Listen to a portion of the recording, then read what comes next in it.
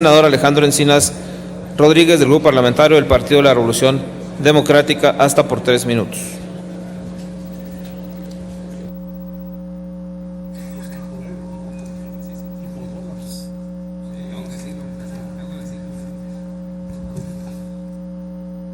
Bien, muchas gracias. Bueno, nadie puede negar ni minimizar la importancia de este tema y los riesgos a que se somete la salud pública y en los que se encuentran una gran parte de la población. Todos los datos demuestran cómo la contaminación atmosférica tiene graves impactos en la salud. Se estima que a nivel mundial cada año mueren 7 millones de personas derivadas de la contaminación atmosférica.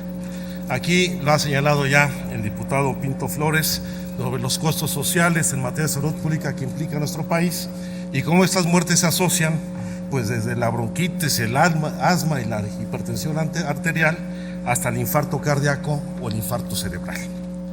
Ahora bien, el tema que nos ocupa no es privativo de la zona metropolitana del Valle de México. Es un problema que se presenta en todas las concentraciones metropolitanas del país. ¿Cuál es el problema? Que no se mide la contaminación. Hay que ver los datos del propio Instituto Nacional de Salud Pública, que hace un monitoreo muy regular de cerca de 21 ciudades en distintos estados de la República, donde en su inmensa mayoría no cumplen con los estándares de emisión de contaminantes y no tienen ninguna regulación al respecto en el ámbito de su entidad federativa. Y por eso creo que debemos de discutir con toda seriedad y en su justa dimensión, porque luego el amarillismo y el alarmismo pues pretenden encubrir este problema. Yo he escuchado frases como, por ejemplo, de que estamos ante la peor contingencia ambiental que haya conocido la zona metropolitana del Valle de México, lo cual afortunadamente no es cierto, porque tuvimos la más grave en materia de ozono en 1992, cuando alcanzamos los 400 puntos IMECA de ozono, o en 1998, la primera contingencia en partículas suspendidas. Quizá hubo antes, pero nunca se reportaron, cuando alcanzamos los 280 puntos IMECA en partículas menores a 10 micrómetros. Ahora también hay quien dice que esta es la contaminación que no se ve en los edificios de la ciudad, lo cual pues tampoco es cierto, porque el ozono no se ve. El ozono es una partícula, un átomo adicional al oxígeno y es invisible. Lo que se ve es una bruma, pero cualquier gente que estudie un poco de los fenómenos de contaminación sabe que el ozono no se ve. Por eso se mide. Y ahora estamos en una situación de contingencia porque después de muchos años que habíamos logrado mantener niveles sistemáticos de reducción de las emisiones contaminantes a la atmósfera, hoy tenemos picos superiores a los 150 puntos IMECA, que es el momento que se detonan las contingencias, cuando antes el punto donde se detonaba era de 250 puntos en materia de ozono y de partículas. Sin embargo, pues habría que entonces preguntarnos por qué, después de haber tenido una caída sistemática muy importante en la contaminación, hoy tenemos algunos repuntes. Y creo que las respuestas son muy puntuales.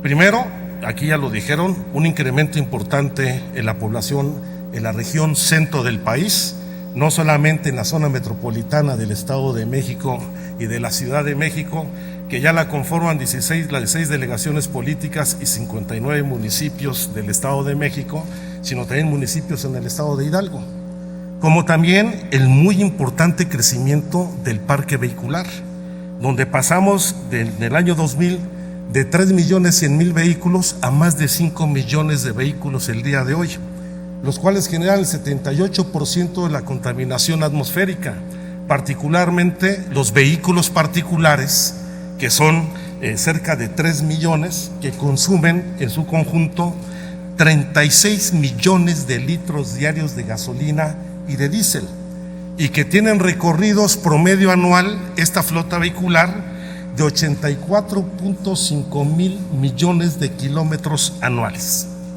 Esa es una parte del problema, pero la otra parte son las fallas institucionales. La primera, porque eso tiene un momento de inflexión, que es particularmente el año 2006, cuando el entonces presidente de la República, Vicente Fox, decretó una moratoria regulatoria para flexibilizar, se decía, las inversiones en el sector industrial. ¿Y qué sucedió con esa moratoria regulatoria?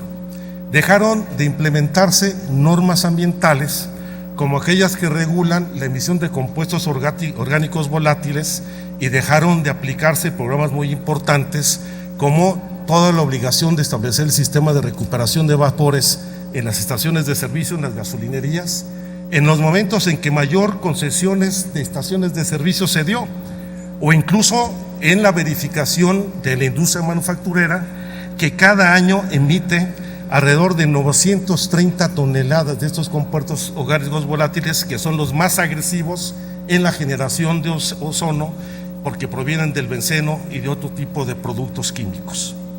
Hubo un relajamiento en toda lo que era la verificación industrial, en esta moratoria regulatoria, con lo cual hubo una gran laxitud. Y eso lo podemos ver no solamente en que no se actualizaron las normas ambientales, sino que se relajaron a tal manera que, por ejemplo, la verificación de la placa federal, que es el transporte de carga, pues prácticamente no se cumple. Y el programa de renovación del transporte pesado, que corresponde al gobierno federal, no se cumplió. Y hoy la mayor parte del parque vehicular del transporte de carga tiene más de 20 años de antigüedad, y no solamente cumplió su vida útil, sino que es altamente contaminante. Hubo también algunos problemas de carácter local. No solamente no se actualizaron los softwares de verificación en los verificentos, sino que se incrementó la corrupción. Y hubo programas que fueron muy eficaces, como era la renovación del convertidor catalítico, que ya no se cumple, o incluso el más grave es el relajamiento que hubo en el programa Hoy No Circula, donde tras un amparo promovido por el Partido de Acción Nacional, se dio marcha atrás en la comisión de la megalópolis a las normas estrictas que existían en materia de verificación, y de la noche a la mañana se arrojaron 600,000 vehículos adicionales a la circulación. Entonces yo creo que esto amerita una discusión distinta, de acuerdo a la magnitud del problema. Y esto es muy sencillo. Esta es la magnitud del problema. Esta es la cuenca atmosférica de la región centro del país. Es una imagen de satélite nocturna para que se den cuenta el nivel de concentración y el problema que significa hoy la emisión de contaminantes a la atmósfera, que va mucho más allá de la zona metropolitana del Valle de México. Por eso, lo que deberíamos discutir aquí es, en primer lugar, exigir al gobierno federal, que es quien emite las normas ambientales. No es competencia local el establecimiento de normas ambientales, que vaya a un replanteamiento del programa, el PROAIRE, el programa para enfrentar los problemas de contingencias atmosféricas, porque ya estamos en un escenario donde el ozono ha dejado de disminuir, los niveles de partículas menores a 10 micras y a 2.5 micrómetros no se han reducido, y se debe frenar la alta tasa de motorización, lo cual implica inversión en transporte público. Tiene que frenarse el explosivo crecimiento de la actividad vehicular, el desarrollo de transporte público, la inspección técnica en fuentes fijas en la industria y móviles en materia de emisiones, y debe crearse una estrategia para la megalópolis. ¿De qué nos sirve una comisión ambiental de la megalópolis, donde está Puebla, Morelos, Tlaxcala, el Estado de México, la Ciudad de México, Querétaro, si no existen programas que se apliquen en esas entidades?